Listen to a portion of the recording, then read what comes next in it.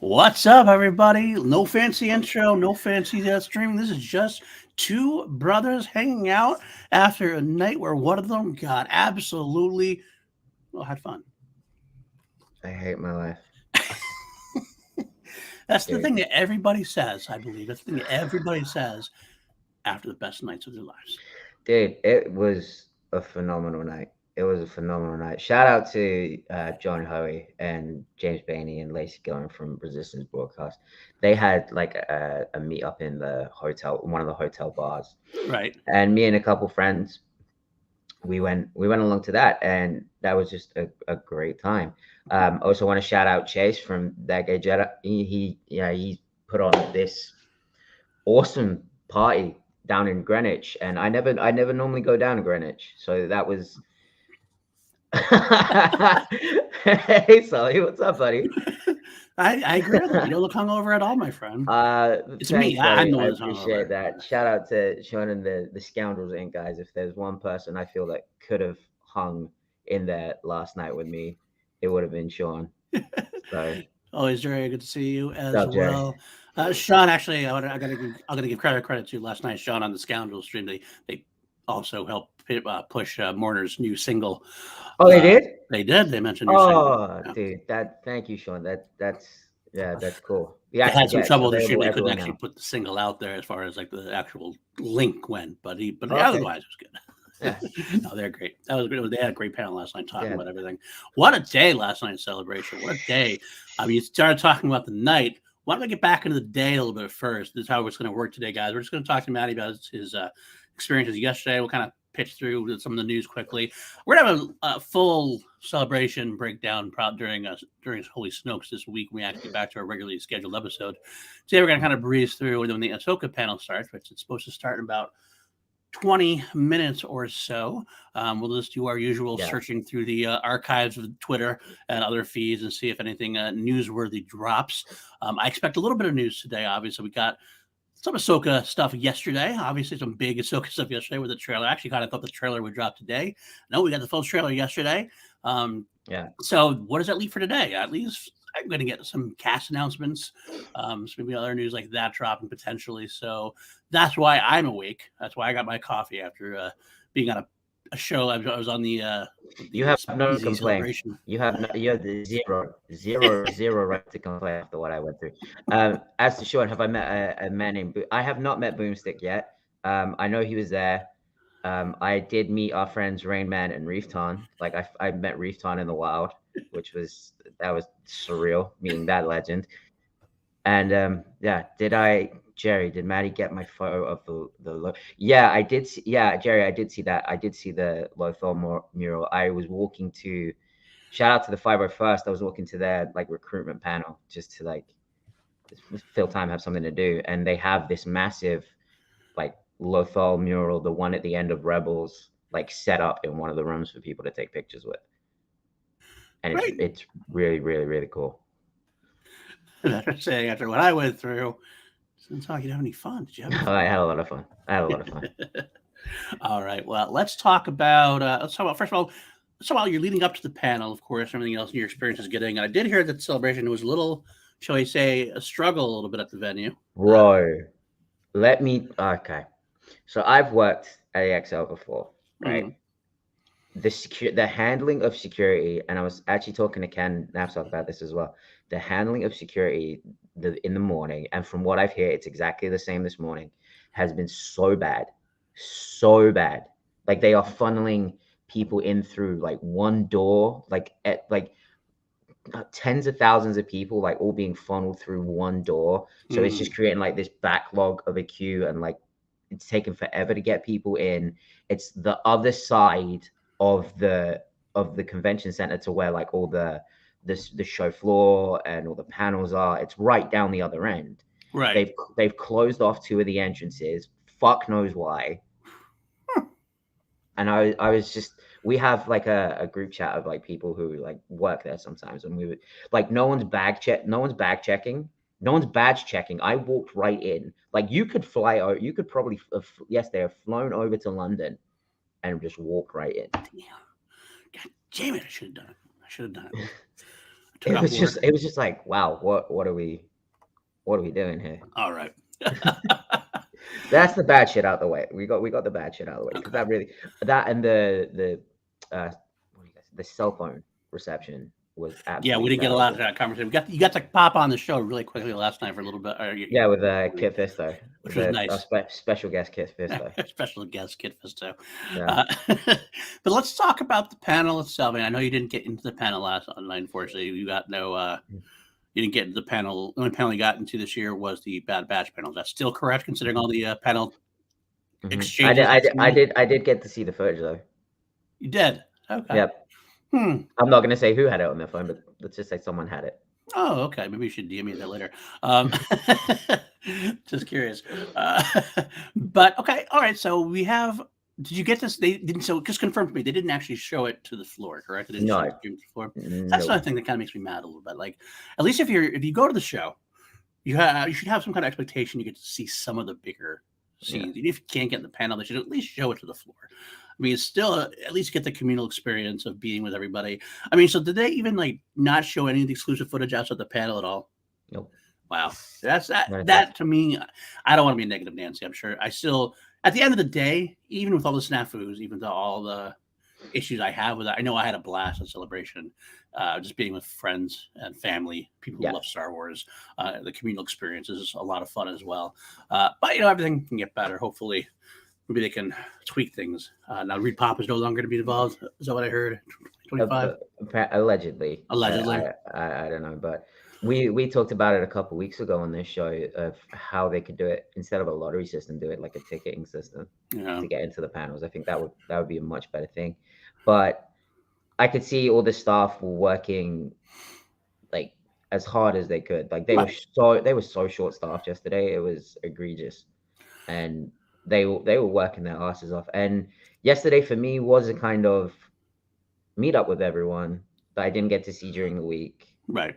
Have a walk around, get a lay of the land, and the vibe around the whole event was really great. After a few hours, like everyone like got settled in, and then you hear like local conversations all over the place of like people talking about the trailers and the footage, and then you end up like kind of diverting into their conversation and just being like, oh my God, yeah, I saw it too. And yeah, it was just a really great vibe overall.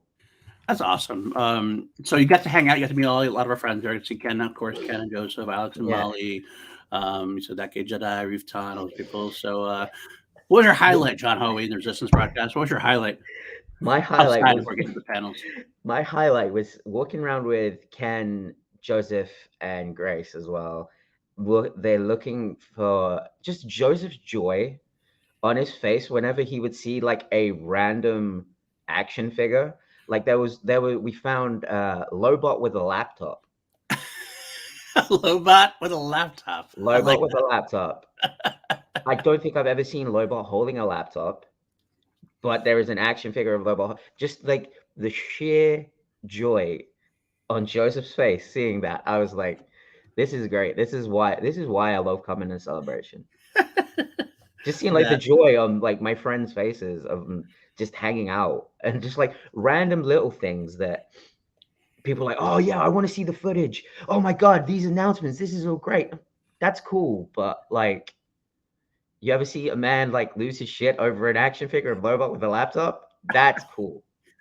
Yeah, you know what? That's just something that never gets reported or only talked about, like in situations like this. Because it doesn't get clicks, bro. It doesn't get the clicks. Yeah, that's the problem. That's the problem. But you know what? But as long as you know about it, you get to report it. If you get to experience someday, I definitely would say experience it because it's just a lot of fun beyond the clickiness of everything else. But you know what that is? That is the experience outranks everything. Fair enough. Oh God. So, well, let's get into the actual big news stuff of the day. Obviously, the panel wise, we had a lot of fun throughout the day with the panels. I try to stay competent and awake throughout all of them. I will say the Star Wars Celebration live stream on YouTube was decent because we got to see the Star Wars show live. There was a question that was going to even happen at one point. Just got a lot of guests during the day, and they actually did show from the live stage. Yes. Did they show Mads Mikkelsen? Yes, they did. That man walked out to one of the most thunderous applauses I've ever heard in my life. Really? Yeah. It's hard to tell sometimes because I had in the background, I saw him coming to come in, but I can't imagine that wouldn't be. He's awesome. When he came out, the place just went fucking mental. That's nice. And I get it because he's possibly the most beautiful man in existence. Fair enough. Fair enough. He was very funny. They talked about the most interesting part of that conversation they had there, which Anthony Carboni said something to the effect of he asked because it was Mads and it was Phoebe Walter-Bridge and I heard the third one was someone else from India. Was it Mangold at that point? I don't remember who was on stage. That's a good looking panel. They asked about if you had seen your character doing cosplay on the Star Wars floor or whatever. And I think Carboni was implicating Matt talking about maybe Galen Erso. But he took it to say, well, I hope no one sees, I see no one wearing my stuff on the floor, considering he was implicating his own character in Indiana Jones to Nazi. So this whole thing is Matt just being funny. It was just great fun. I was like, hi, Chris Adams in the chat. Always good to see you, my friend. Come say, hey, I appreciate that. Happy Star Wars Celebration. But I will say, out of like the cosplay rankings I've seen, Buzz Lightyear Stormtrooper was up there. Okay, I like that. My friend Zach the Maker does a Knights of Ren cosplay. Okay. It's Kylo Ren, but he mixes it with the My Chemical Romance Black Parade outfit. That's really cool. That's just me being a fucking emo kid. And someone dressed as Jackson as well. Oh, really? Yeah. Like I know that Sean and I saw someone dressed as Jackson in Anaheim last year. And like even now, like just seeing someone dressed as Jackson, I was like, holy shit. Like that is a deep cut. That is funny. Oh, that is funny. Might have even been the same person. Probably, they seem, people tend to do that. People tend to get a hit and reprise that hit, as you say. The other last thing I did want to talk about real quick with the Star Wars Celebration live stream, in case people didn't know, is like if you watch it, you might get something. We got the making of Andor season 1. That panel was actually streamed live, which was nice. Oh, was it? A lot of fun. Yes, it was. So I'm hoping we get Clone Wars today. If anything, I hope I get the Clone Wars 15th anniversary panel stream because it's like not a news-driven panel. So that's one we might get. It's either that or the possibility of the one if we get anything today streamed wise, we could get maybe the 40 years of Return of the Jedi panel, which could be pretty cool too if they do that one instead. But yeah, some cool ones today. Ahsoka, the High Republic panels today. Obviously, the Young Jedi Adventure screening is today. I know that you are going to Alex's panel today. I got to talk about New Jedi Adventures. There was, and Sean, Mike M. Kylo, yeah, he's on Instagram at Zach the Maker. Yeah, he was at Mosh last year. He's like, he carries the flag for like the emo Star Wars crossover. But the New Jedi Adventures thing, there was so much merch for what's it, Nubs? Nubs, he's the big hit. Yeah, none for Grogu in the official store. Really? Nothing. Really? Nothing of Grogu. That's is it all sold out? No, I just didn't see any. Oh wow! It seems like a poor business decision there. Are people just like burning their Grogu toys now and like this Nubs? Like who is this guy? Like you're coming in and replacing Dave? You think you can walk in on our turf and replace Grogu? Hell no. Can we have Grogu versus Nubs? That'd be kind of a cool battle to have. Yeah. All right. That could be shout out Force Center. That could be their next figure fight. That could be. Get that. I have to mention that. If you see them today, mention that, and we'll get you a shout out there. All right. Well, we got the panel yesterday, and it was I got to say, we have about 10 minutes or so left before the Ahsoka panel starts. Good to see Douglas Dubois in the chat as well. Hey, Douglas. What's up, bud? At the pub watching Robbie. Hey, all right. Good to see you. Thanks for dropping by, Douglas. Good to see you. What pub? Wait, Douglas, are you over here? I don't know. Douglas, let me know if you're in London. Let me know, dude. We will go hang. Absolutely, not a good time. So we had a lot of cool announcements. Celebration really had to hit it out of the park. I think. I feel like that was the idea. Is let's hit them big right away, get the buzz going, and then we can kind of probably maybe skate the rest of the way. I don't expect a whole lot of big news dropping the rest of the way through. Maybe get some Ahsoka's casting today. Like I said, maybe we'll get Bad Batch season 3 announcement on Monday. Those are the bigger pieces of news today. We could get the Obi-Wan. Could get an Obi-Wan season 2 announcement maybe during tomorrow's panel. Here's the thing with that. I don't think we will. Okay. And I was very hard on the we're going to. A friend of mine has got a photo op with Ewan McGregor.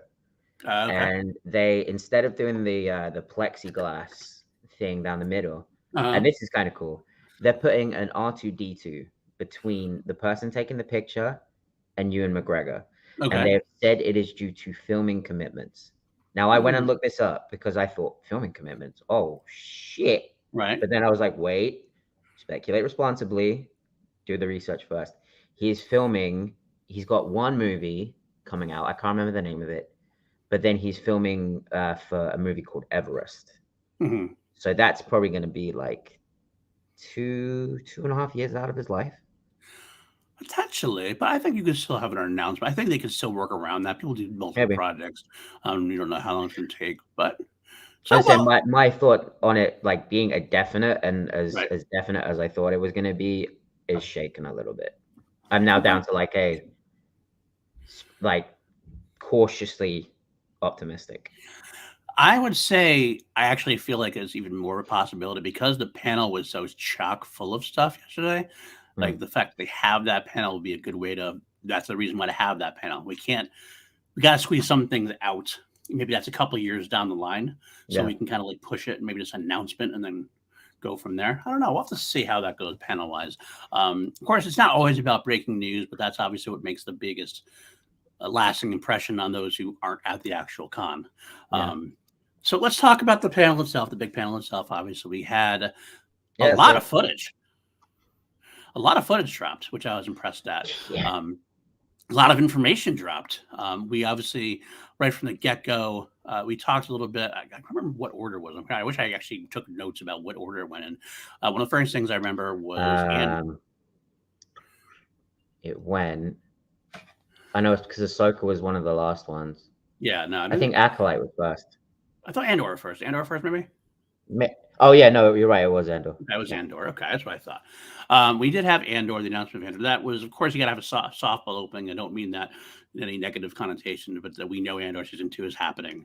There wasn't a whole lot of new information given. We did have some fun times with that. But basically, they had a couple of cool people that came out. Obviously, the cast came out who was there. They got to see some footage, like a sizzle reeler and maybe a trailer of some kind. So I was kind of, I don't know the difference between trailer, sizzle footage. People kind of use those terms indiscriminately at times. So I'm not sure. We got footage. It was footage released. I was not released in public. Did not get anything public wise. Did leak online. I'm not going to say I did it? Okay. Some of it did, a little bit. Like some you watch YouTube, you could find it out there somewhere potentially. At least not all of it, but there's some of it out there. I was actually surprised at nothing at all from Alan Tudyk. Not a shot of K2SO in the footage. I thought he'd make an appearance. I thought that was the thing I was going to do. I think they're keeping that close to the chest because they've said that he's going to be in it. So I think they're going to keep that for a proper trailer. Okay.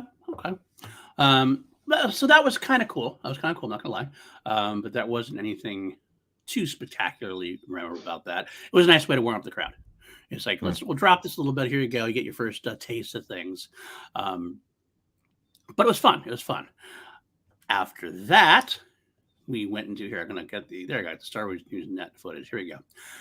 It was, oh yeah. That's the one thing I forgot. I wish they released the footage they had. I guess it began with a sizzle reel that was set to a voiceover by Nemec. Some kind of big, big out, different generations and stuff of Star Wars all throughout. I kind of love that saga-inducing kind of thing. But either way, Andy Serkis was there. That was cool.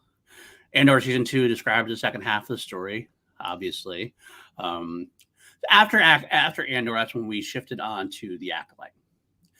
We got a couple of cool things there. A couple of cool things out of the Acolyte. Sharon and Leslie Henson took stage and came on stage with a big Wookiee Jedi. Yeah, Jonas is in it. Jonas I'm so happy for him because like everyone's like, oh, is that Chewbacca? It's like, no, that dude, and like I saw him not like face to face, but like up close on the celebration stage. That man is huge. Like like if he had like maybe my hair, he could be like a genuine like real life Wookiee. That man is also, I have to say, that man is one of the greatest ambassadors we have for the brand. Yeah. Because he obviously just has such great affection for Star Wars. He's like really like one of us that happens to be he happens to get to play Chewbacca. It happens to play now a second Wookiee character, a Wookiee Jedi this time, an Acolyte. And he just his excitement and is contagious. It's really that kind of really big adventure that you always want to hear what he's going to say because you know he's going to be positive about things. Phenomenal. Love that dude. But obviously we had him pop out as well. That was part of the news. Kathleen Kennedy did say that she had seen 4 episodes of the series and she had been floored by the results. I always take that kind of stuff with a grain of salt. What is she going to say? Oh, I saw 4 episodes. It sucked. We really got to retool it. It's her product. Of course, like everyone this always amazes me that it's like, oh, when Kathleen Kennedy says it to me, of course she's going to fucking say it. She's like trying to sell a product. Have none of you ever worked in sales before? This is how this shit works, dumbasses. I don't take it. I take it with a grain of salt. It is what it is. Interesting though. One of the funniest things I got out of this was how Hedlund gave the pitch. The pitch to Lucasfilm when making this was Frozen meets Kill Bill. I love it. I am still honestly having a hard time wrapping my head around that. What the hell does that even mean? I can't explain to you. Like, well, does that mean? Okay. I guess from the footage, and I don't want to spoil anything for people that come out, but there was one shot where there were children. Okay. So I'm guessing that's possibly what it is because there are like children involved in the show. That's as far as I can possibly guess. But the Kill Bill side of things, when I say that John Wick like has revamped shooting action, the Acolyte has changed how action in Star Wars looks. Oh. There were some sequences done that I was like, holy crap. Holy Snokes.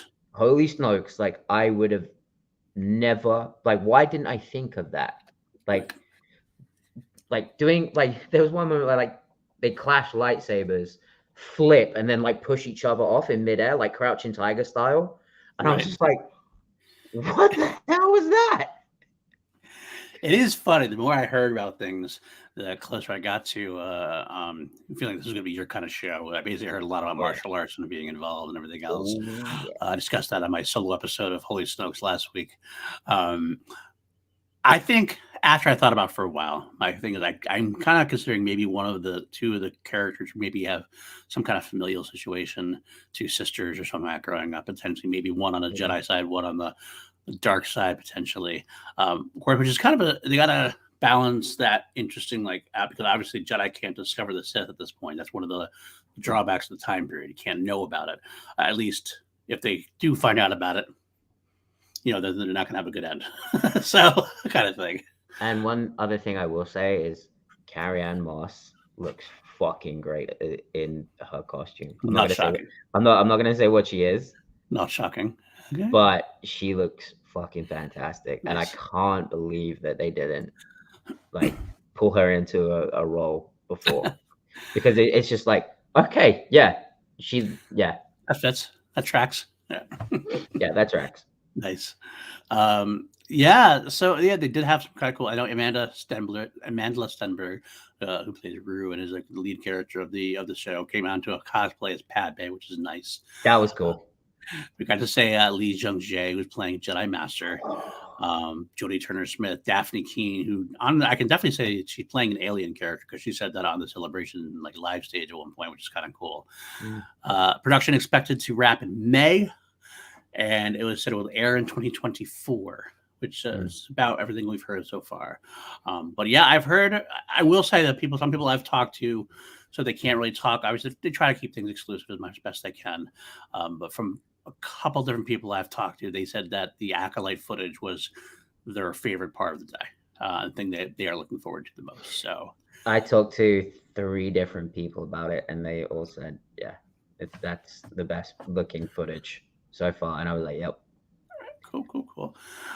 It is about that time where the day should be starting in short order. So I was going to let you know about that. If I start seeing people actually live tweeting it, I will, of course, show it, and we'll talk about what's going on in the panel itself. But we will keep going. I think that's the best way we do it, is keep going with our conversation while this happens.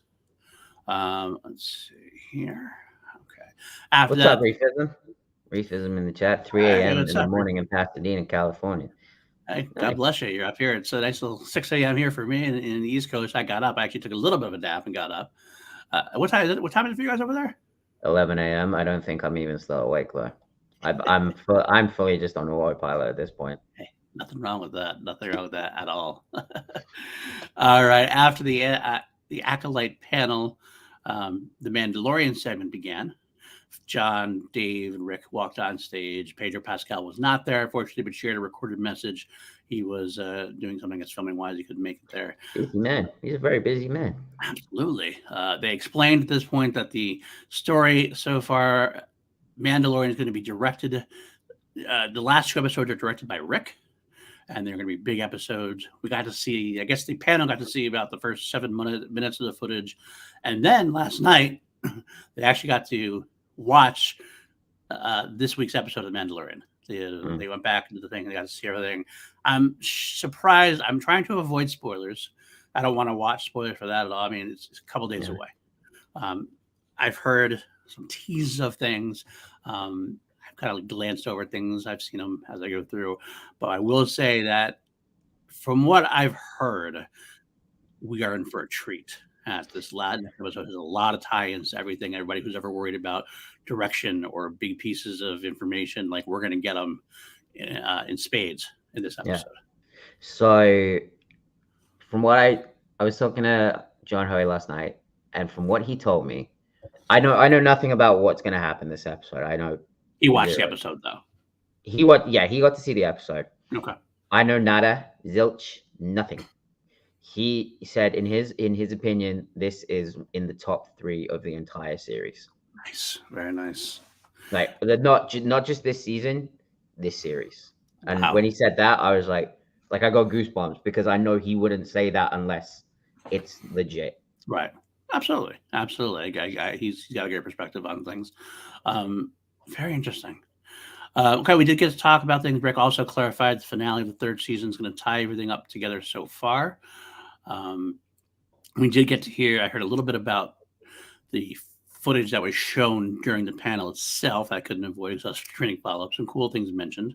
I won't say anything else about that, because if you don't want to be completely spoiler-free, I don't want to say anything about that. Pretty cool stuff. But yeah, it seemed like a lot of fun there. Again, not a lot of news specifically from that panel. We already know what's going on with that. They're filming things. We're going to go from there. We moved on from then to see Skeleton Crew, the Skeleton Crew panel, part of the panel. We got John Watts stepping on stage. He said that he pitched Skeleton Crew to Favreau during filming on Spider-Man Far From Home. Of course, makes sense. Definitely excited that Steven Spielberg, Amblin, strong influences, Goonies, things like that nature. Obviously, Kathleen Kennedy was involved in that, so she knows exactly what's going on. Nothing we hadn't heard.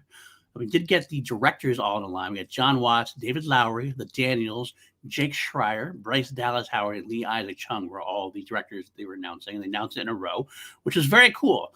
I think I like the idea what they're doing. It's continuing the what they did with the Mandalorian, and continuing what they did supposedly with Ahsoka. They're just getting these different cool directors from different portions of the universe, Star Wars fans, letting them pitch their voice with somebody overseeing, like Dave and John, and in this case John Watts as well.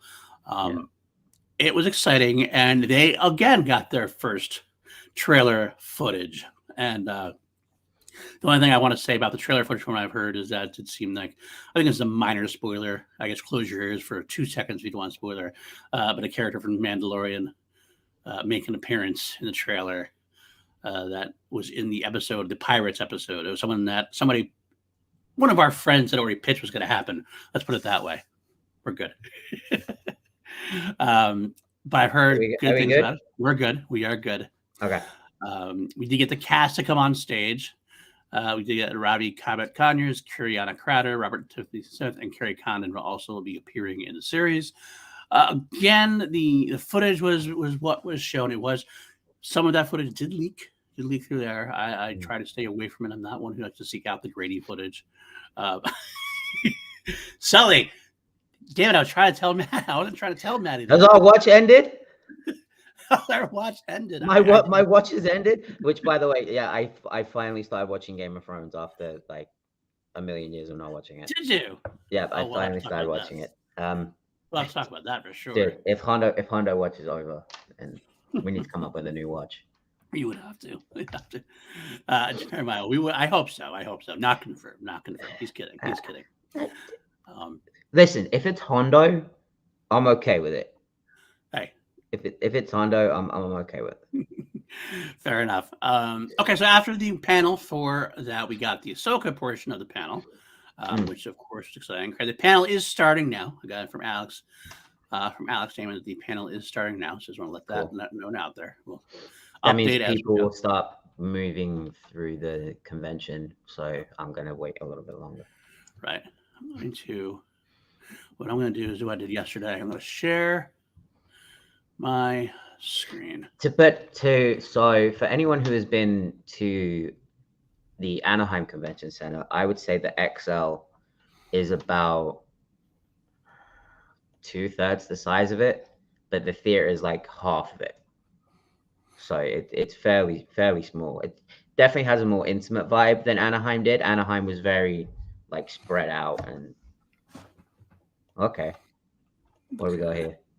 And just the panels are starting. Nothing big news. All the panels are just saying they're starting now. So just kind of getting it out there. Well, as I did yesterday, I basically just kind of kept refreshing as I was talking. Okay. So as we do it, we got the next thing that came up was Ahsoka took central focus at this point. Kennedy obviously praised Filoni's work. Favreau praised the work. They started talking about how Filoni was key in keeping it in line with Lucas's vision. We got Rosario Dawson on stage. Interesting news book that they hinted that Ahsoka will have a second season. That was hinted. I don't know how. I think that was more. It might be Rosario Dawson just kind of pushing. That's just Rosario Dawson being like, "Hey, if I knock this out of the park, give me a second paycheck." Absolutely. I like you gotta. She is definitely someone who's strong-willed and definitely tells you what she wants. I'm appreciative of that, of course. I gotta shout out Jon Favreau real quick because when I saw a clip of when the kids were on stage and he kept telling people, he was like, "Oh, make sure like we know where the edge of the stage is because I don't want the kids falling off." Now I don't know if that's Favreau being like Papa Bear Favreau or being like, "Hey, these kids are gonna be like the paycheck for the next 10, 15 years. We need to like make sure they don't break their necks." But I just thought that was a really cool, really sweet moment. I'm going to take the sound down on this. I'm going to kind of go through because this is the big, obviously, big piece of what we saw at Ahsoka. The Ahsoka trailer dropped, and I'm sure you've watched this several times at this point. Yeah, people kept trying to show it to me on their phones. I was like, "No, stop it! I want to watch it when I get back to my hotel room." So at about 8 p.m. last night, I finally got to watch the Ahsoka trailer here in my hotel room. Very nice. The funny thing was we were watching it live. Jeremiah came up. As soon as Will McLean was in the chat, Jeremiah was in the chat, and he was like, "Oh my god, I had to go." And I had like 7 or 8 viewers. It went down to 1. And they all went to watch it. And I was like, "Fine, I get it. I totally get it." And they came back. And I heard a little bit about it. I was trying to avoid spoilers. People were gushing about things, and I was like, "I gotta wait." So I didn't want to try to do it live. So I waited till the stream was over. When the stream was over, I went and did the reactions to both this and the indie trailer. All right, there we go. Jon Favreau and Dave Filoni have joined the stage for Ahsoka. All right, that makes sense. There, that's cool. There's our boys. Very nice to see. See anything from Alex so far. So I got to watch it afterwards. I was very, very excited about it. Like without just flat out, what were your first thoughts? Did you love the trailer? Were you excited by it? Were you disappointed by it? What's going on? You there, Matty? Are you frozen, Matty? I think Matty is frozen. Let's see how this works. Matty, you awake? You alive? Is he asleep? I guess Matt's gonna have to refresh. I think hotel Wi-Fi cut out. Okay. All right. Let's see. Okay. All right. Matt is saying his hotel Wi-Fi came out, so it might just be me for the rest of the time, unfortunately. Well, that's okay. Well, I'll see what Matty says, and we'll go from there. If he comes back, we'll pop him on. We'll talk about the trailer. Obviously, I broke it down a little bit. I didn't break it down. I just watched it yesterday. Last night before I come out. What a trailer this was, man. What a trailer this was. Oh, he is okay. He's going to come back in 2 seconds. He just has to reset it. That's cool. We'll wait for him to talk about the trailer with him. I'll just keep refreshing until he comes back in. Let's see if anything exciting's happening. Discussing film has been great. I want to thank Monty out there. The Montyverse pointed him out as a good crew. Oh, there you go. That's cool. Dave Filoni showing original sketches. There he is. He's back. You're back. I thought you just fell asleep on scan. I gotta love hotel Wi-Fi, right? So Dave Filoni sharing original sketches of Ahsoka during her creation. Okay, that's kind of cool. I got a little bit. We're going to long form content of Ahsoka. That's kind of cool. I get that. So I was asking before you got dropped off, what was your initial thoughts of the Ahsoka trailer? We'll go through it a little bit. What was your first thought? Did you like it? Were you hyped on it? I'm hyped on it. A lot of using the words "heir to the Empire" immediately had me 6 to midnight because they know what they're doing with that. They know what they're doing. Absolutely knows what they're doing. And yeah, it was seeing the Ghost Crew back together, or some of at least. Well, we know Zeb's out there. Looks like we are getting the live action Rebel spin-off that people talked about. I would just want to say that Brian Ward is an absolute genius for his Photoshop magic of somehow looking at the back of Thrawn's head and being like, "Oh, no, that's Lars Mikkelsen. Let me show you why it is," and like matching him up through the ears. I was just like, put that up on screen. That was. Did he put it? Okay, yeah, put it up. Yeah. Yes, I gotta get through it. Oh, there it is, right there. There it is. This is great. Shout out to the great Brian Ward to this. Dude. Take the JFK assassination and the magic bullet. Brian Ward may have actually found the second person on the grassy knoll. It's so perfect. It's so perfect that they did this. Look at the hair. Even the hairline matches up. That's insane. Boom, boom, boom, boom. I think that's our announcement we're going to get today. I'm sure he's going to walk out on stage. What a great moment. Good job for Brian Ward. Love seeing what he did there. Jerry, I didn't get a lightsaber in my pocket. I got a proton torpedo. Proton torpedo. There you go. Perfect.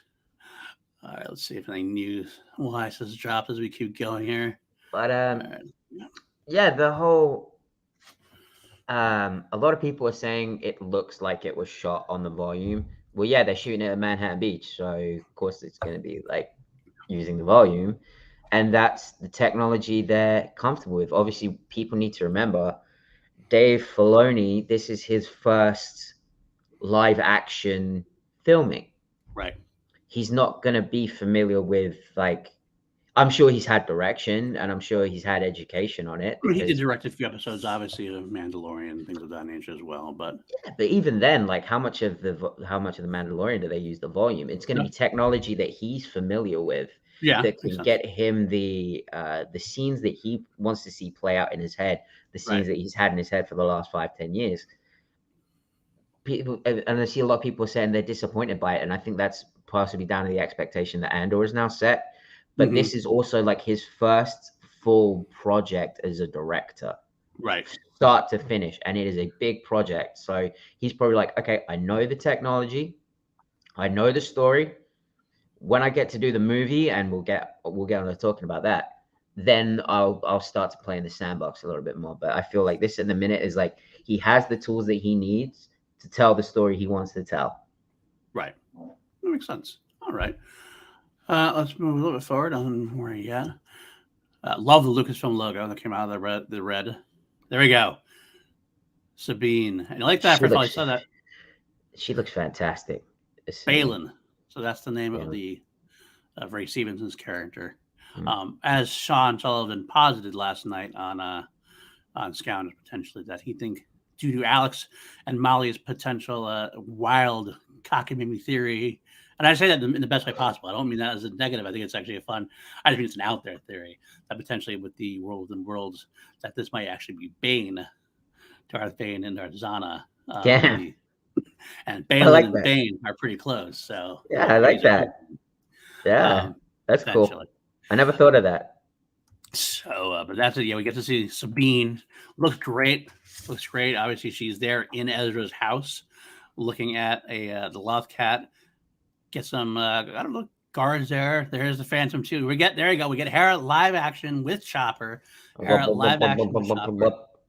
How awesome is that? How awesome is that shot right there? Like he's got the motion even down perfectly in live action.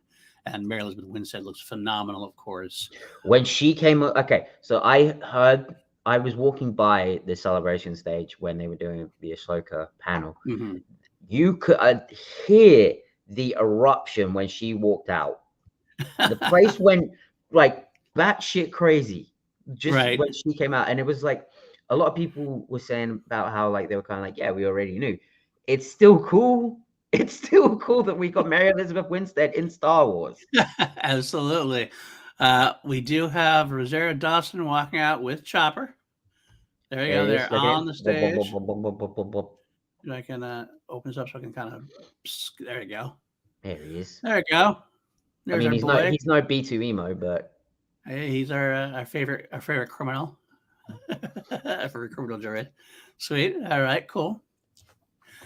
Sabine looking great. Yeah, this is great though. Balin, I should say, and Shin Hati.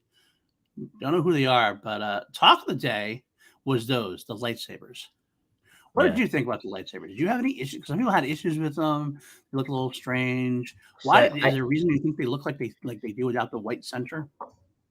Yeah. So someone I saw, I think it was Dano Flores, put on Twitter that the reason for that is it's the red saber, but like under like the blue gray lighting.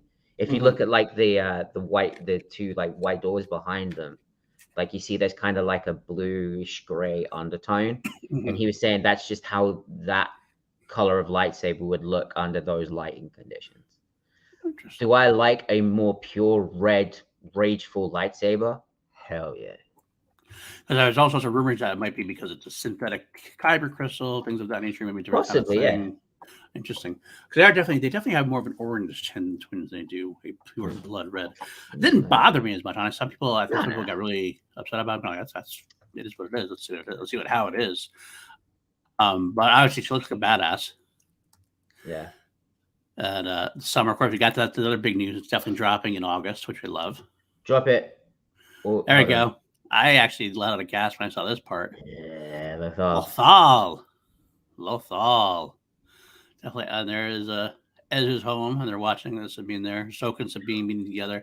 Interesting thing, they did have Sabine with long hair. There was a still from Celebration that they showed her with short hair. That to me, I don't know, confirms it, but I think we're gonna get two timelines that have been, or like one of those situations where we see something that takes place in modern times, and then we get a flashback to the storyline before. Because obviously, the interesting thing, we know where they left off in Rebels. We know we saw Ahsoka without Sabine, without everybody in the Jedi and Mandalorian. So I got a feeling we're going to take place in the modern, and we're going to get some flashbacks to what their journey was, so to speak. And Ahsoka's Leku look quite a little bit longer as well. Yeah. All I'm saying is they show these shows on Wednesdays, right? This show is coming out on August. My birthday, August 9th, is on a Wednesday. Guys. There you go. Look at this. Oh, that's cool. They're space uncles, so to speak. Thank you. Discussing film with that for that footage there. And I'm sorry if we, for those of you who are watching, we are doing a little jerking back and forth, getting news as it shows up before we start continuing to break down. I love Alex's Biggs chain. Always. of the photos that he's been doing this week. It's always the way. This is the way. While Ahsoka is not a Jedi, she is driven to do good. That's a quote that Alex has put out there. I'm assuming it's from Rosario. She did. Can you say Rosario is incredibly fortunate to have Ashley's remarkable performances study, translating the character into live action. All right, good, cool. I'm glad they got to meet on set. That's actually cool. Like Marvel War says there. Back in here. I did see Ashley Eckstein walking around near the Heroes and Villains booth Right. yesterday, but I didn't want to mob her. I didn't want to because it seemed like she was A, in a hurry, B, like no one had noticed her. Mm-hmm. Like there was a couple people like turned around and looked, but I was like, don't say anything because like otherwise she's gonna get absolutely mobbed. Right. But it's just cool seeing stars like that just like walking the floor. Absolutely. That you only get that at Celebration. Absolutely. I remember that's one of my biggest stories. Again, it's not someone who's known to the general public as much as like Star Wars fans, but one of my biggest fun stories from Celebration when I was there in Orlando in 2017 was just walking the floor and Matthew would just walk by me, like, because no one was around. Like, hey, Matthew, can I get a photo? Yeah. He talked to me for a couple minutes about doing his stuff, and he was very gracious, very fun. Good dude. So things have changed. Some ships there. Okay. Here we go. Go back real quick. Go back to those ships. All right. Do we know what those ships are? Because I've never been good at that. I have a feeling, and this is a feeling, speculating responsibly, those are Chiss Ascendancy ships. Oh, potentially. That's a good thought. I didn't think about that, to be honest, where we were in that. Okay. I don't know if anyone in the chat can tell me if I'm just being crazy, but yeah. Huh. This I don't know if it's a cameo or anything, but Mon Mothma showing up. No. Yeah. Man. I love seeing that. And also we determined later on, I'm horrible with this name, so forget it. This guy here is the father of Kyozono from Resistance. That was confirmed. They showed it later on. So you are tying in Star Wars Resistance that way, which makes sense. And I like that as well. Like as much as we tie into the parts of the galaxy, we should always tie in every bits and pieces of it as we can. But yeah, it's a great piece of more hype phase on. Yeah, absolutely. More hype phase on. Give me Donald phase on. There it is.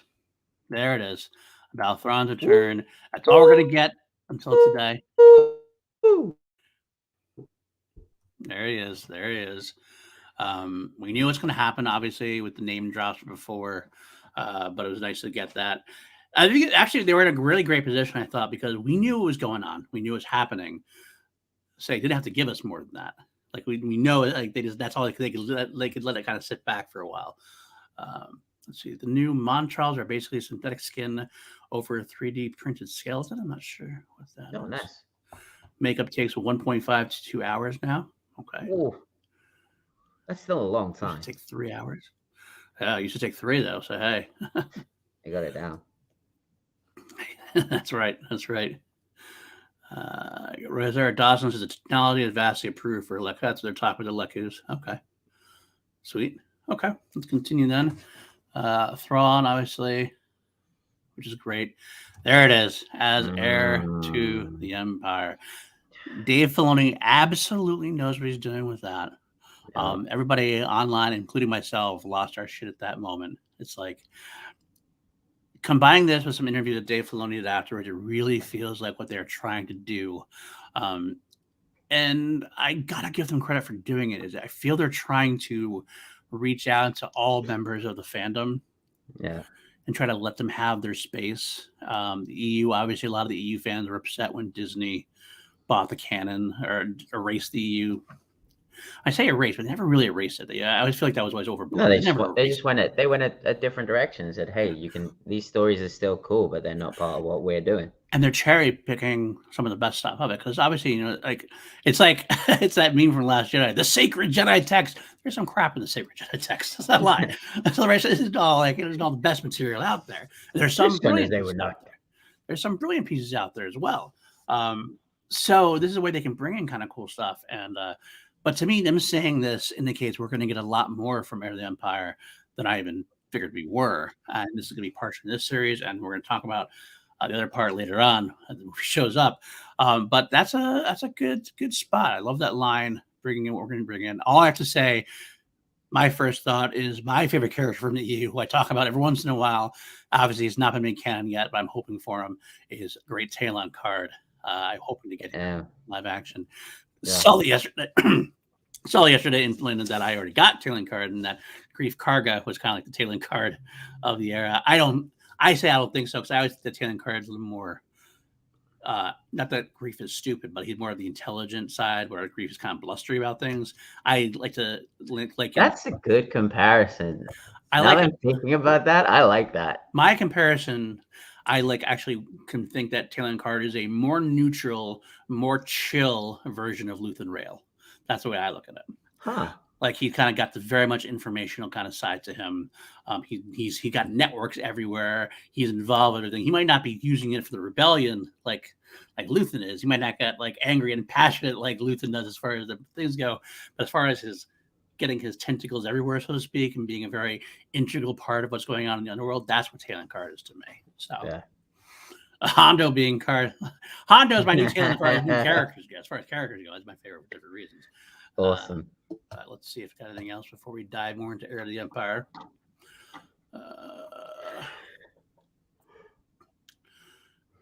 Sure here. From Alex. I'm still saying the kind of same stuff. We've heard anything more from discussing film? I'm looking back. Nope, still going there. Okay, so there she's back. Morgan Elsbeth from The Mandalorian. I didn't think we were going to see her again, but we do. Mm-hmm. She's staying on the same ship, potentially, or similar ship that he was on. Now, here that Thrawn was on. This is obviously a big part right here. Mm-hmm. And this is what I was going to pitch. We've had a lot of pitches of who this guy is. Obviously, that looks very much like the World Between Worlds scenario. That's what we're looking. It looks like that's what a live action version of World Between Worlds. That's what, I'm saying that right, by the way, right? It's one of my things. I have a hard time. World Between Worlds. Okay. Yeah. I don't know why I had this mental block. Is it World of Worlds, World Within World, it's World Between Worlds. Looks like it to me. Now, my pitch, and because it's so right after they say Heir to the Empire, my pitch is that Ray Stevenson was the spiritual version of Jorah Sabath. Woo! I didn't think of that. That's what I think. Oh my God. Because it makes a lot of sense. If you haven't read Heir to the Empire, Jorah Sabath was a clone of a Jedi from the Clone Wars era. Thrawn had him cloned from Mount Tantus. And if I remember, it's been a while since I read the Heir to the Empire, so I get little details wrong. I apologize. But he basically is a Jedi Master at this time frame. But what happens is he kind of goes a little nuts along the way. His brain is a little triggered. He goes a little loopy. Ends up starting to be a little more of a rogue, a little more of a problem for Thrawn as things go along. Goes on his own a little bit. But he did cause some great havoc. Right there. That's awesome. Ahsoka versus this guy, Balin, as it says. But what a great moment, especially where it is. Now, because of where it is, we're getting a lot of crazy theories. Jeremiah saying, I got a crazy theory that's Ezra clone that's messed up. An older Ezra clone could be from different timelines. That's the thing. It could be from anywhere. It could be any time. That's where Alex came up with the Bane theory, potentially. A lot of people it could be. There's a lot of people it could be. I know Alex is about to get swamped with a lot of World Between Worlds questions and live streams. Oh yeah. I can't wait to get to those episodes. I'm doing my rewatch with my son, Tyler. So we haven't gotten to the World Between Worlds yet. I can't wait to see what happens. John joking that there's a period where Dave isn't useful as he has to mentally adjust to seeing his characters in the flesh. That's fair. Because it's funny that he goes through the same thing we do. I mean, as much as great as the characters look when you see the switch into the live action, there's always that kind of moment or two where we're kind of like, wow, it's weird. It could be great, but it's just weird because they are different. It's impossible not to be a little bit different. So it's a great quote, though. Let's see if anything more from discussing film. Nothing yet. Okay. All right, so let's continue down this trailer path. Looking good. Very Rogue One shot here.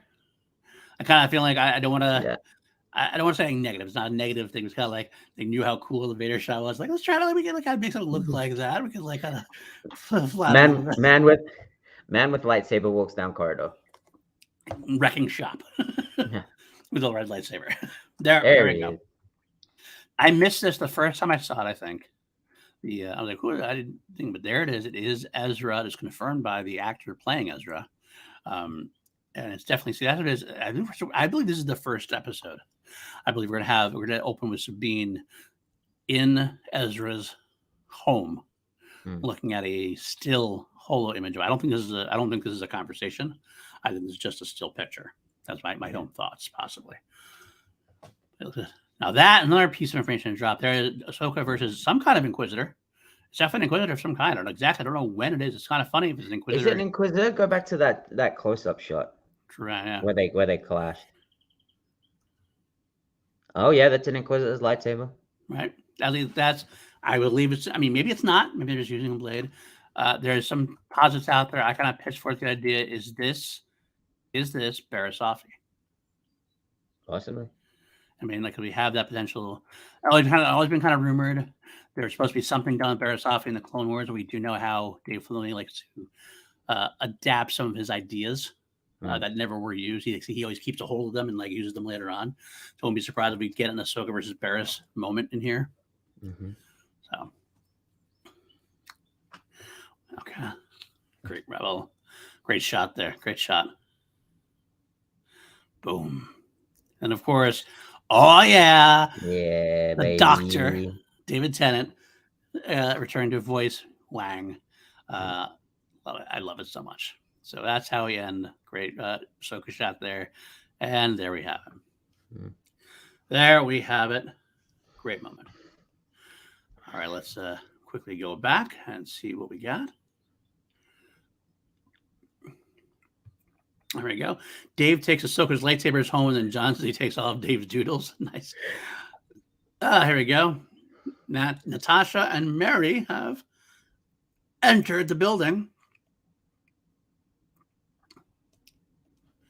If I can get a better close-up. No, not going to get much better than that. Okay. There we are, though. Mary Elizabeth said, Natasha, we get Sabine and Hera and Chopper together.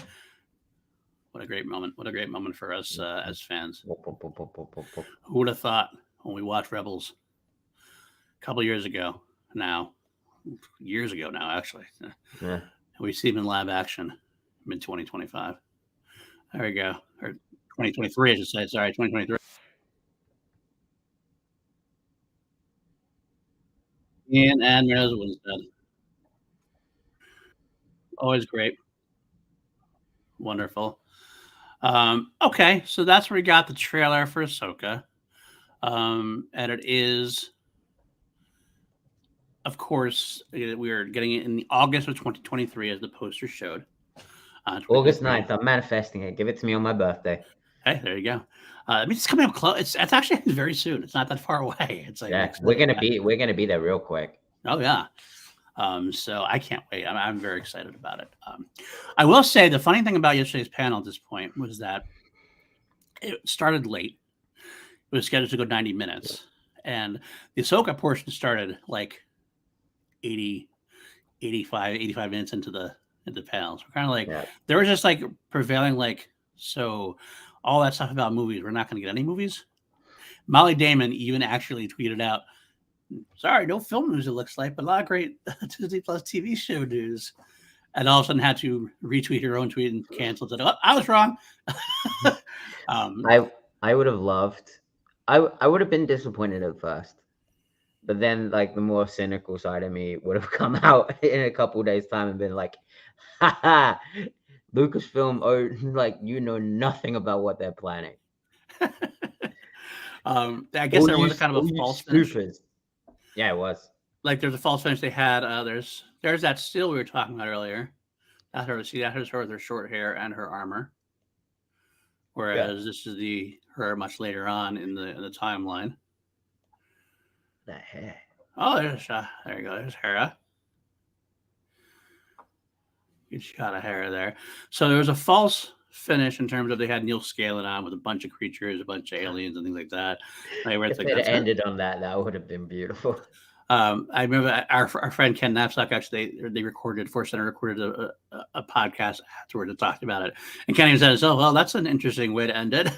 And like he was like, not he wasn't going to be thrilled about it. Obviously, he would take it, but that's the way it was. He mentioned that, but then Kathleen Kennedy basically said that she wanted us to know. I bet you guys want to know what's going on with the film, and they start off by showcasing this image, which I grabbed from Reddit. This is actually a fan created version. But I'll take it anyway.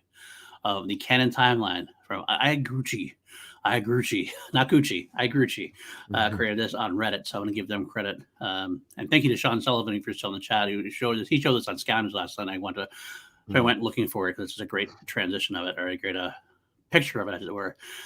There's the eras, folks. That's the eras. We got Dawn of the Jedi, the Old Republic, the High Republic, Fall of the Jedi, Reign of the Empire, Age of Rebellion, the New Republic, Rise of the First Order, and yes, the New Jedi Order.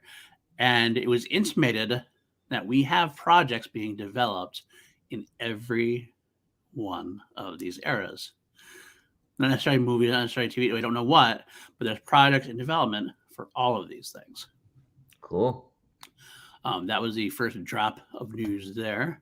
I'm excited about that. That's a timeline plan we ever had one. I'm sure. I know Alex Damon particularly is very excited about that. He loves his that man loves timelines. That man loves his timelines. I don't know how he does them every year, but I don't know either. But hey, he's excited about it. So let's see if they have anything else coming out at this point in the panel. It's like the attention to detail and like including everything. That would fry my brain. Yeah, absolutely. So we have, let's see, what is it? Yeah, Jared, we don't know what it is in the Old Republic. Is that going to be is there going to be a game there? I don't know. Interesting enough. I wonder what is in the Old Republic. Like what project they're going to do in the Old Republic era. But the first person that comes out, it's revealed that yes, Dave Filoni is directing a live action film in the Star Wars universe. He's playing with the big toys now. This was a rumor that had gone around. It was a scoop that has gone around like right before the day before Celebration began, and it made sense. I kind of believed it. And it also shuts up everyone that says that, oh, Filoni's thinking of leaving Lucasfilm. Oh, Filoni and Lucasfilm's relationship is not great right now. Guess what? They just gave him a movie. Yeah, he's fine. He is fine. I'll say that. And there are pictures that Favreau had issues. I kind of feel like the scoop game sometimes takes things and, unsurprisingly amps things up. Did Favreau and Kathleen Kennedy have disagreements about stuff? Potentially, probably. I won't be surprised if them. That's how art goes. You have kind of battles back and forth. I do think that sometimes they're taking that news and they kind of make it out to be potentially more than it was. Case. I think that might be the case here. Favreau has seen some interviews with Favreau all day yesterday. He seemed pretty amped on it. I mean, he already said he's written season 4 for The Mandalorian, so he's not going anywhere yet. I'll say that. But yes, we have Dave Filoni directing a Star Wars live action, and the more important part of that idea is that this is culminating the event. This is the culminating event that Kathleen Kennedy was alluding to back in the day. This is all the Mandalorian shows with Ahsoka, Skeleton Crew, et cetera, it's all going to lead to this film. Now, some sites are out there.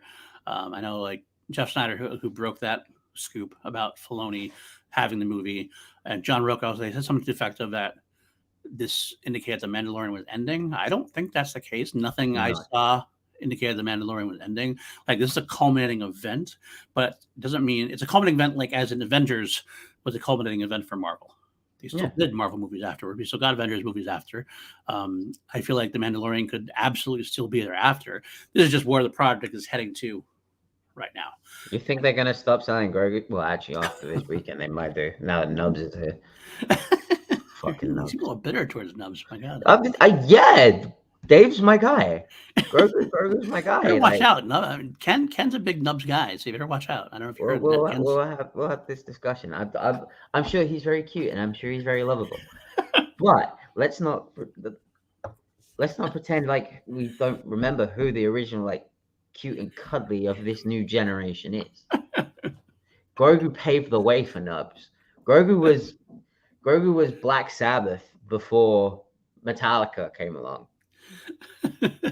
Do we love Metallica? Absolutely. But we need to remember Black Sabbath came first. Right. Dave is so proud watching the cast answer how their interests and not giving away anything. Filoni's the master at that. Confirmed that David Tennant is confirmed to play Huan again. I love that. I will say it's kind of funny because I know he obviously voiced it during the Clone Wars. I watched him in the trailer and saw him in the trailer. I was a little I would tell myself actually like that. Didn't quite sound like him like I thought it might be. So I was like, is it him? I thought it might be, but I wasn't quite. So I'm glad to get that confirmed for sure. It's because you Americans can't handle a Scottish accent. That could be. Also, that's more might be my being old. That could be absolutely be it. Oh, there you go. There, I'll do that one as well. The Doctor is back. That's exciting news. But going back really quickly to, yes, Dave Filoni is the master at dancing around, not giving any. I love it. Anytime you get Dave question, Dave's always like, interesting. And a lot of people when they ask the cast questions, they'll look at Dave and be like, "You can say that. No, you can't say that. You can say that." Absolutely. But yes, we're gonna get the culminating event in a minute. So yes, it's gonna be tied up in this thing. We're gonna go beyond as well. But that could be a lot of potential in that film. We could see so many different ways. I think we're gonna get the big Heir to the Empire tie in there. We're gonna get characters from all over the generation. I heard a rumor. I don't know if I want to put it out there. I don't like playing the scoops game, so to speak. So this is definitely take this with a great grain of salt. I could be completely wrong. I'll throw it out there. This is not speculating responsibly. I've just heard this tossed about that we might even get a little bit of the OG trilogy trio making an appearance, as in Luke, Han, and Leia. I don't know how true that is. It could be a wild rumor, a wild speculation. I don't know. Potentially. Luke, I could see. Well, the idea being we never got them back in the original. We never got them together in the sequel trilogy, so they put them all together potentially for something. Maybe I don't know. I don't know what to say. I don't want to put that out there to say we're anywhere close to having anywhere near of a confirmation on that. I don't want people to get excited about that and say it is. Yeah, and the big thing with that, and you're right to put it out there is a maybe, but I just don't know if Carrie was still with us, maybe.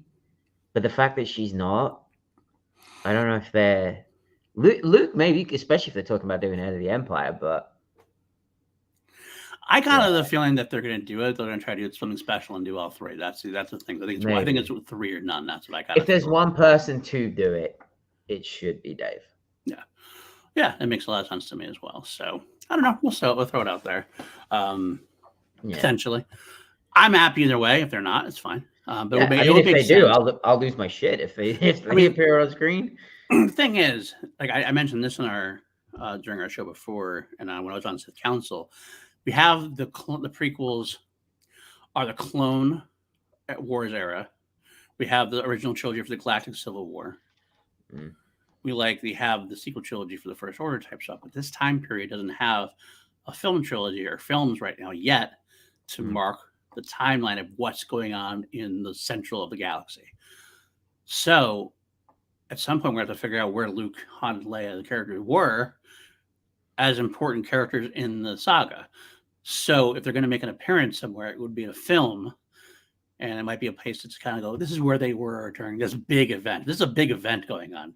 If we're building up, because Dave Filoni kept mentioning how, Mandalorian, it's a perfect Dave Filoni handbook. Start small, build out.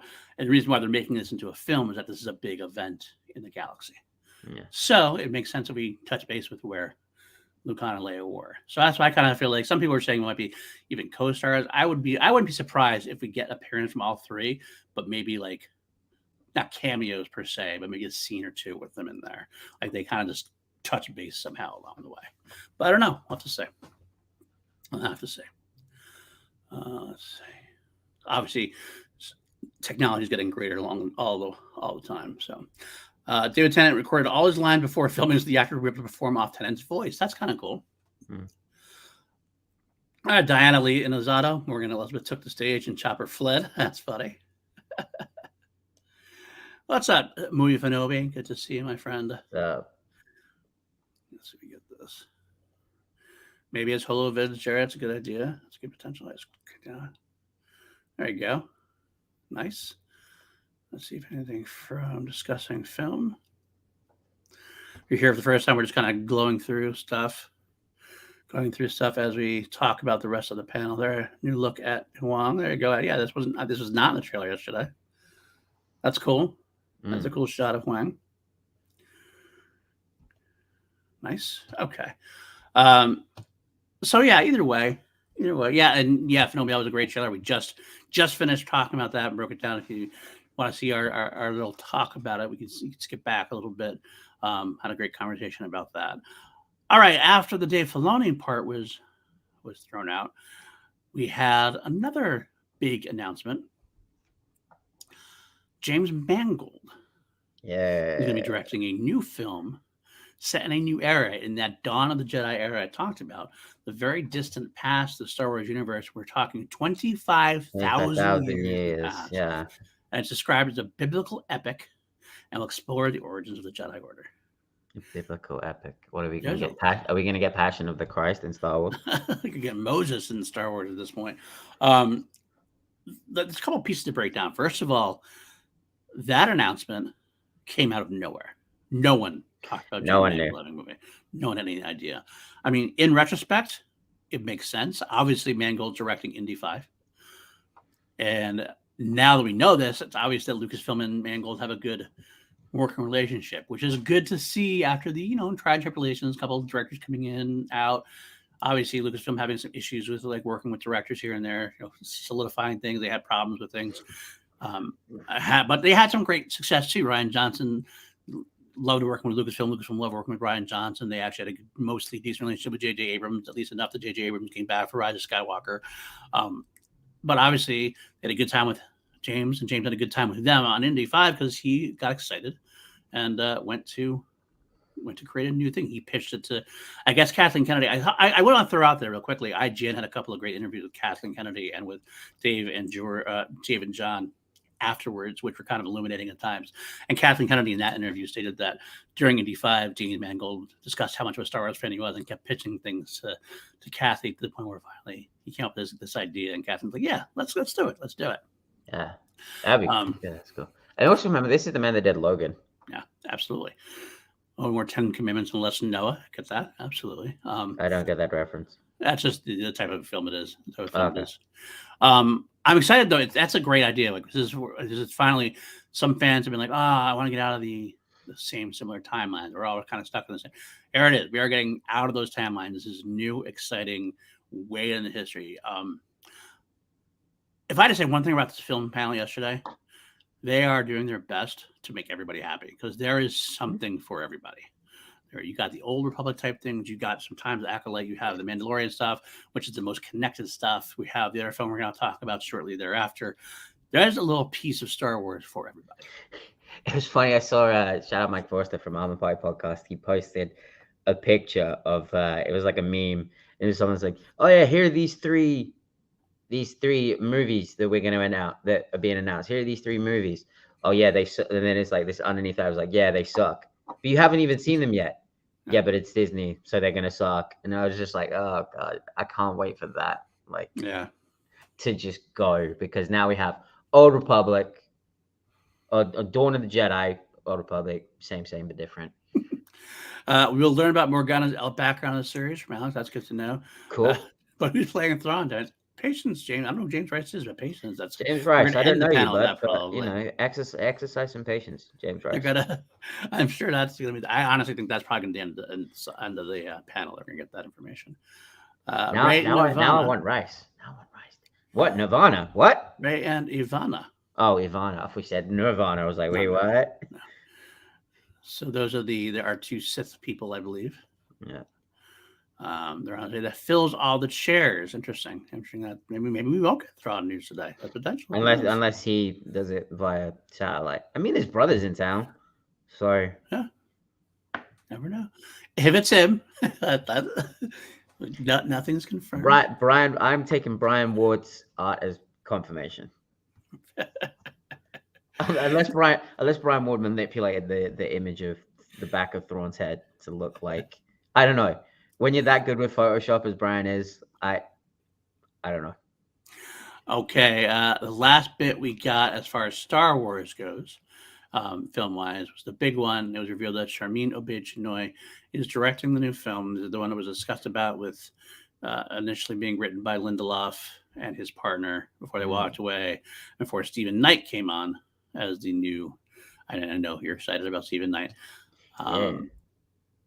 It's a new film set in a new era, 15 years after Battle of Exegol, after Rise of Skywalker. 15 And years. it's going to star one Daisy Ridley as Rey Skywalker. And the place went nuts as Daisy Ridley walks on stage.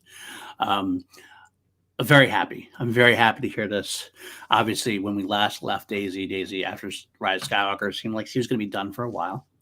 She seemed like she was like, I don't leave Rey in good hands. Like we know how her story was done. Here we are. It's 6 years later. I don't know if this is the 2025 film. They very wisely didn't give any dates for anything. They just said these are the films that are going to be done. But if the rumor holds true, and this is the 2025 film, because this has been in the works for 3 years. That's what Kathleen Kennedy said earlier on. This has been in the works for 3 years.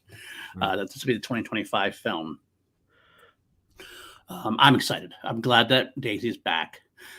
We're talking about the new Jedi Order as the name of the era. Now, obviously, they're stealing that a little bit from the old EU, which is fine by me. I don't mind that. It's finally getting the Jedi. It's finally getting the Jedi back as a order again, because we actually have the Jedi Order. Obviously, in the prequels, we had Luke's kind of false start, and we're finally going to get some more full-on Jedi action later on, and it's moving the franchise forward. I'm excited. I don't know what were your thoughts when you heard the news? I like it, and it also I saw a lot of people being like, "Oh, they were like, oh, Mangold's doing a movie. Oh, Filoni's doing a movie. Oh, this random person. Look at this person's work, right? Shamina Bechino, she is a award-winning documentary maker. Keywords in there: award-winning. She knows how to direct something. That should be all we need to know. And then you have Ms. Marvel, which is the story of a young female protagonist finding her way in a world that she doesn't necessarily understand. What I feel like this movie could potentially be, and we see that there's in the way it was described, is like she's trying to put this new Jedi Order together, and people aren't happy about it. They're not, thrilled about it. They're trying to stop it. What that says to me is Salem witch hunt. This is going to be like a Salem witch hunt style story of people that are like, Jedi? Oh, you mean those people that started the whole mess with the Empire to begin with? We don't want you here. Like, torch and pitchforks. Like, get out of here, you crazy wizards. We don't want you here. Real quick, I'll interject. This is from the panel now. There's a big picture of Ray Stevenson and Ivana as Shin Hati. That's the name I got yesterday. And Dave says, what can we say about them? Cool. Absolutely nothing. That's what Dave said. Absolutely nothing. There you go. Some of their cool shots, though. That's pretty cool. Some more shots you got there. Some battles. There's that thing you're talking about there. Ooh, little battle thing is a Inquisitor, potentially. All right. Let's see if we got anything else. That looks like it for now. Let's see if there's anything with discussing film. Real quick, should we end on the panel talk on Indy? Because I feel like we should give it a bit of a. Oh, we will. That's one last thing I want to say about the Rey thing. Okay. The interesting bit about Rey to me is as much as they're pitching, like obviously Daisy Ridley's return is the big thing. Is she the lead though, or is she going to be less like, I don't know if she's the lead or if she's going to be like the master and we're going to focus on maybe some of the students potentially. From the way it was described, it seems like she is the lead. This is going to be her movie.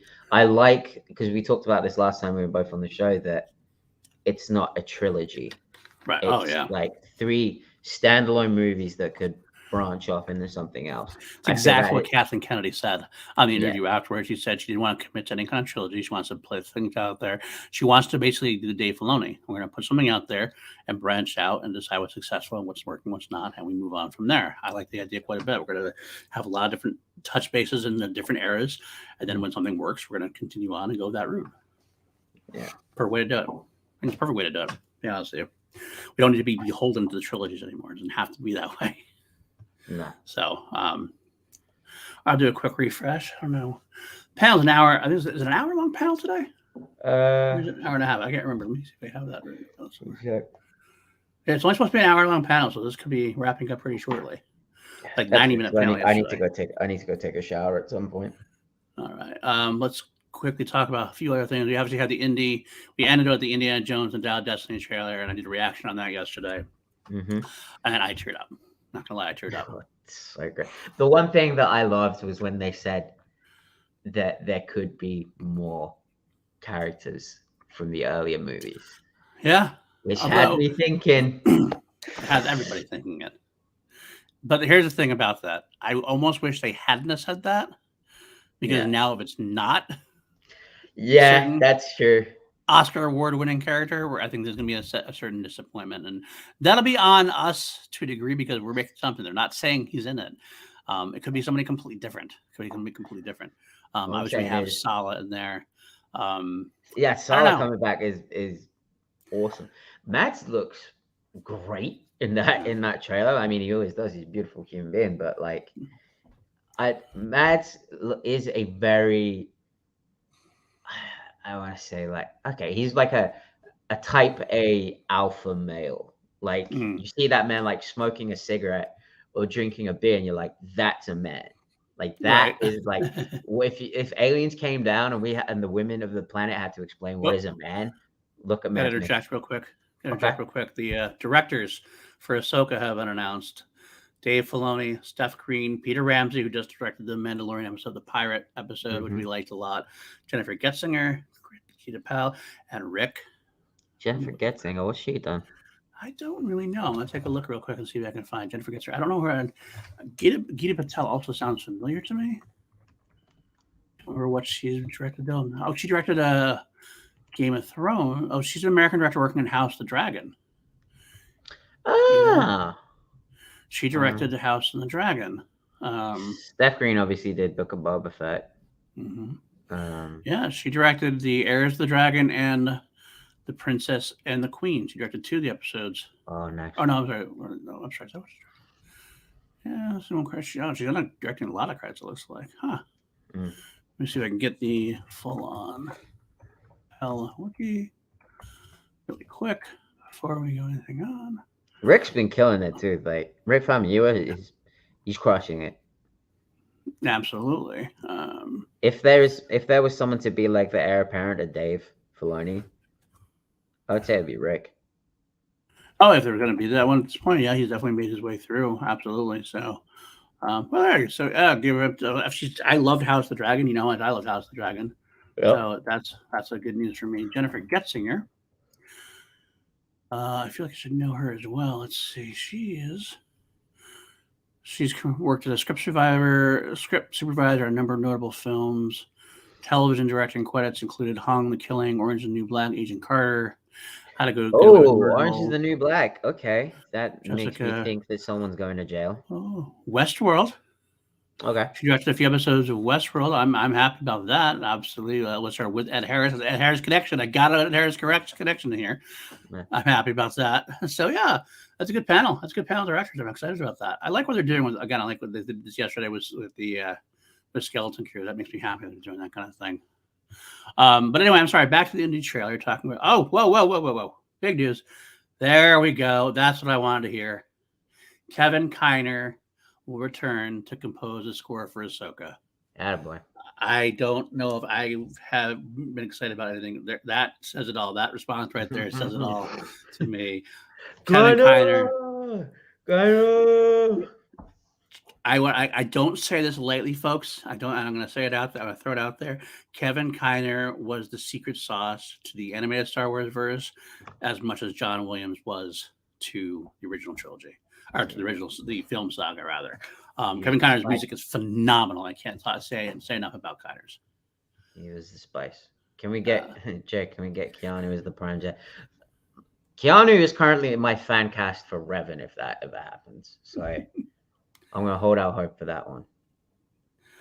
They're going to show something, a new version of the trailer. Some special things included. They're going to get some new special things included. Ooh, yeah, this is where we get Lars. This is where we get Lars. Maybe, but I don't think we're going to see that. Oh no, we're not going to see that. This is definitely exclusive. That's why they're doing it. Yeah, but we get to hear Mandalorian. Yeah, absolutely. This is what we're going to get. But we're going to get. This is where we're going to find that it's going to be. This is where they're going to introduce Thrawn. I bet. I wonder if we get more Ezra too. We'll find out. But yeah. Kevin Conner. Okay, so it's coming up soon. We're going to see something shortly. We heard back from there. The indie panel, one more time about the indie thing. I loved everything about it. Turned out the de-aging looked great. I love the idea that even that the horseback sequence, which looked a little wonky in the last trailer, looked better this time, I thought. Yeah. So that was the end of that panel. Anything more on indie you wanted to say, or you excited? No, I'm probably going to jump off at this point and start, going to feel more like an actual human being and less like a shell of my former self. But yeah, anyone who's watching the TAT celebration, make sure, if you see your boy, give me a hug, but obviously be gentle. I'm very fragile today. Before you hop off, I just want to touch base. There's a couple of things.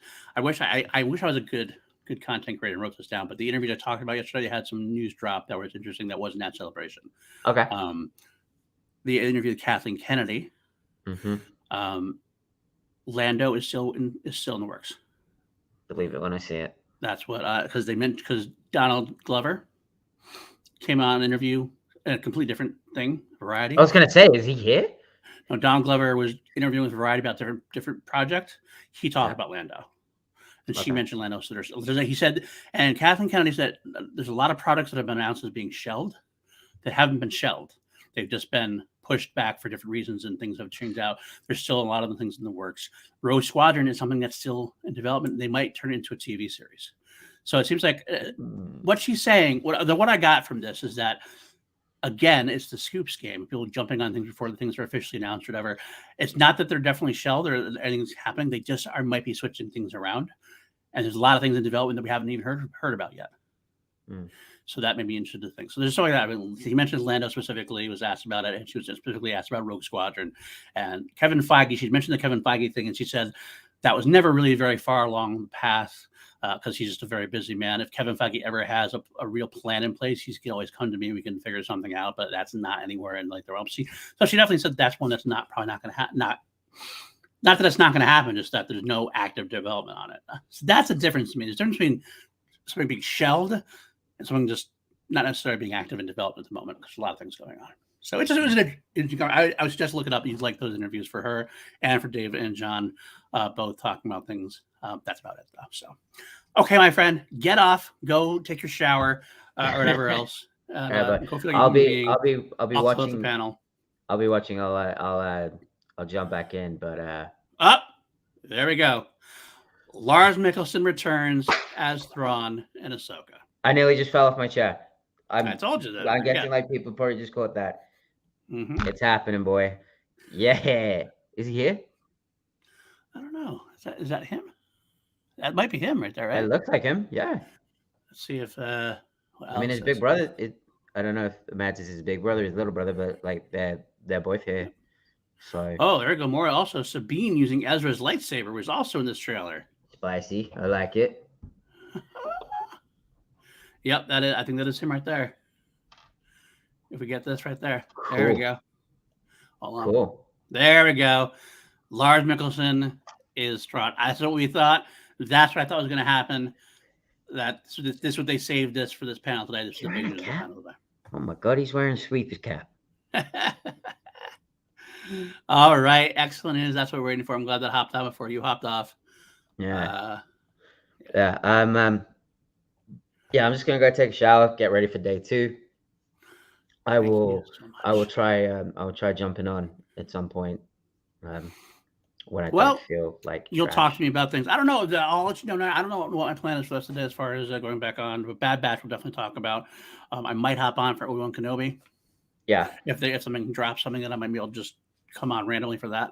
But yeah, stay tuned. And of course, stay tuned next week, Wednesday. We'll be back for, I think, a pretty full episode of Holy Stones. We'll get more into everything else that goes on the rest of the celebration. And we'll obviously have a big episode of Mandalorian to discuss. So, all right, folks. Matty, where can the folks find you? You can find me on Twitter at Matty Gunner, Instagram Matty_Gunner. You can find my band Mourner, MOURNER, on all DSPs. New song, The Axe Forgets.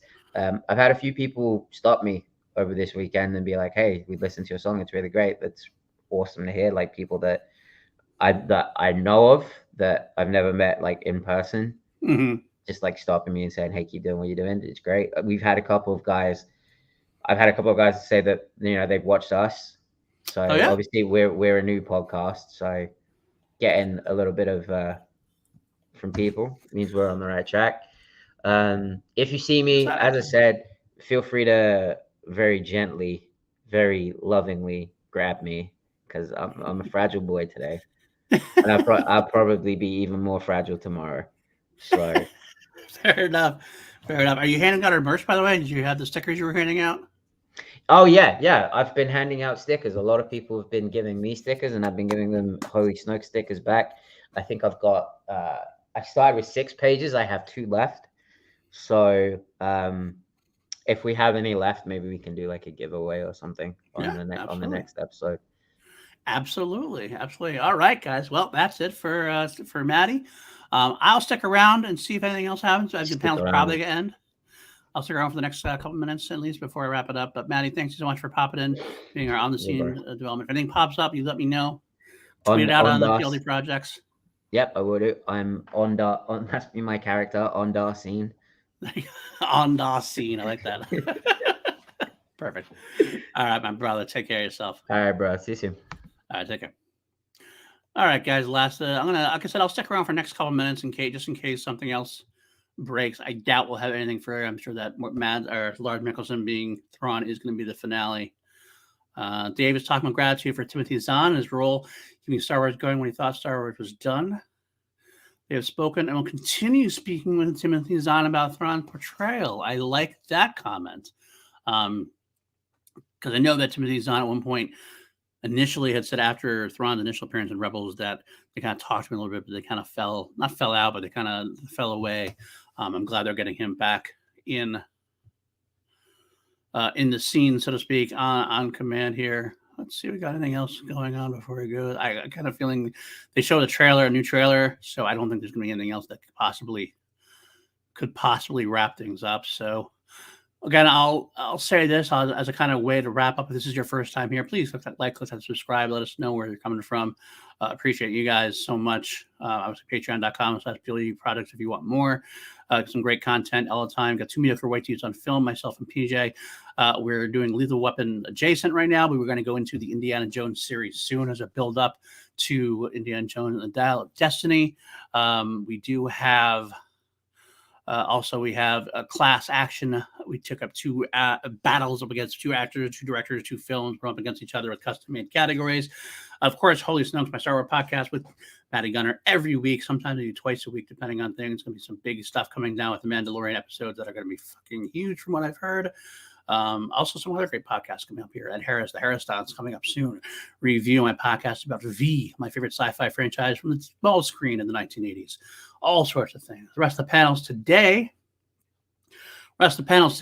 we have the Ahsoka panel. These are the big ones that I saw. Ahsoka Celebration Live Stage is going to go on. That was kind of fun all day yesterday. High Republic panel at 8 a.m. my time. That's 8 a.m. Eastern. 40 Years of Return of the Jedi. That should be a great panel. Young Jedi Adventures screening. Of course, that's fun. The Star Wars Explained, where Alex, Molly, and Ken and Joseph Scrimshaw are going to be there. Ken Knapsack and Joseph Scrimshaw. That's obviously not going to be screened anywhere. Hopefully, we'll hear back from Matty and others about that. And this is what I'm looking forward to today, to the Clone Wars 15th anniversary panel. I'm hoping we did get one. The Making of Andor Season 1 panel was streamed on StarWars.com, the YouTube Star Wars channel yesterday. I'm hoping if we get one panel today, it's either the 40 Years of Return of the Jedi or the Clone Wars 15th anniversary, because that would be phenomenal to see. Yeah, I probably will not come back tomorrow unless the chance that we have to look back at Obi-Wan, which is 8:30 a.m. Eastern. I might hop on if I decide to break down and news about Obi-Wan Kenobi season 2 if that's announced. I still give that a kind of a 50-50 shot. I'll have to see. And Lucasfilm Publishing Stories is a big one from tomorrow. Monday, I definitely will pop on early like I did the last 2 days for the Bad Batch panel, hoping for a season 3 announcement. Of course, got Marvel there. Star Wars Vision's also there that day. I have to see what's going on. That's the stuff I did. There's this other celebration panel thing that I found that I broke down. That's the more complete one we got today. Let me focus this. Here we go with this. This is everything that's going on today. There you go, Hasbro, Ahsoka. Of course, we're doing that. A lot of cool panels going on today. GG, if there's an animated show announced today, I hope there's an animated show announced, but I bet it would be part of the Bad Batch panel. I kind of feel like that's going to be the animated catch-all they're going to do. They'll probably do a Bad Batch thing there, but they might do Visions as well. I do hope there's another animated series coming eventually. I've always pitched that. I always think I'd like to see more going on the animated side of things. I think it's underrepresented, underloved by some people. Some people haven't given it a shot. And I got to be honest with you, I love Mandalorian. I feel like Bad Batch is actually almost better than Mandalorian, even to a degree. I know your miles may vary, and that's no knock against Mandalorian. I'm one of the biggest fans of the Mandalorian. Bad Batch really hit some the right panels for me. Season 3. I love that, Jerry. I'll be honest with you. I'm going to pitch something. Like I said, I mentioned this yesterday. The show was on. Bad Batch was supposed to air in the fall of last year. It was pushed back at one point to the winter. It got pushed back. Eventually got pushed back to when it was released in February, or was it late January, end of January, early February, whenever it started. So this has been known about for a while. And if they had this in mind, and at the end of season 2, they obviously had a season 3 in mind, or at least a follow-up movie or something. I kind of feel like that was already in play a while ago. So they kind of been working on it for a while, potentially behind the scenes. If that's the case, I think we can get a teaser tomorrow, get a teaser trailer for it. And I wouldn't be surprised if we do get it towards the end of the year. I mean, I know we are pretty chock full. We got Ahsoka coming in August. We got Skeleton Crew, which is said 2023. So that doesn't leave us a lot of time. But we already ran Bad Batch back and forth with Mandalorian. So I'd be surprised if we get Bad Batch at the end with Skeleton Crew, or at the very latest, maybe early next year, like January 2024, before the Acolyte and for Andor season 2. So either way, there we go. So I guess that's it. I'll refresh one more time before I decide to leave and sign off as well. I might go back to bed for a little bit. Biggest audience reaction yet was Lars Mikkelsen, of course. Everybody's waiting for that. That was definitely my prediction yesterday, was that, I mean, if we're going to have, obviously, the Ahsoka trailer drop yesterday and news about that, then Pergo was in the trailer too. That's cool. Okay, that's cool. But that was my prediction, that they would announce Lars at this panel instead. So, all right. Should I wait? Should I wait for any more? I mean, usually the last time, Alex, you said that the panel is actually over. I don't think anything else will drop. But I hate to sign off and then and then all of a sudden they drop something else big all of a sudden. I don't know what to say. So let me keep refreshing a few more minutes. Anything else you guys have question-wise, I'm happy to answer. Always happy to answer. Either way, this is what we had. I think Star Wars Celebration started off with a bang yesterday. I hope people don't expect big news like that every day. I think that's going to be all of the panel. I think that's going to be the biggest news going to drop yesterday, and it starts to buzz off. And they don't need anything else. They could have no more announcements this weekend. They've already won, as far as I'm concerned. We have a few more places for news potentially, but I'm not expecting anything mind-blowing or mind-dropping.